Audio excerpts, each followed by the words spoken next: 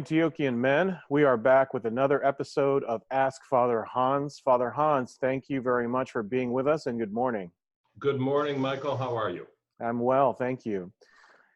Our question for today is, Father Hans, you have said that you only find yourself in service to your neighbor. Can you explain a little bit more about how that works? Yeah. Look, we find ourselves in the other person, right? No man is an island. It's an aphorism that is really true. No man is an island. It's not just me and Jesus. It's me, Jesus, and the neighbor. All right. God himself is Trinity.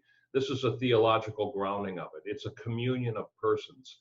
That means that we find ourselves in communion with one another, communion with God and communion with our neighbor. Who is our neighbor? Our neighbor is, well, we have the parable of the Good Samaritan coming up.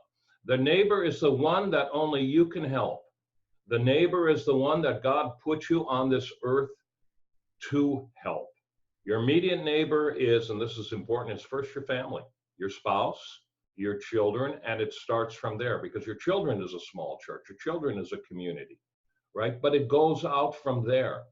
And it's not just, virtue signaling, social justice warrior stuff where you can feel good about doing good. It's not about that at all. It's about actually meeting a concrete need that you can only meet. That's what service to your neighbor is.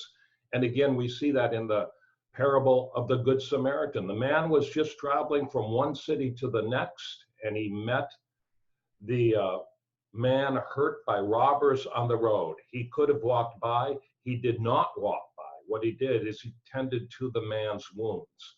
When people like that come into your life, you take care of them. And in losing your life for your neighbor in that way or whatever way that the Lord provides for you, it can be 1,000 different things. It could be helping a kid with his tuition in college. It could be comforting a brokenhearted person. It could be 1,000 things we've experienced that in doing that, we do the work of the Lord and we find ourselves as well. That's how it works.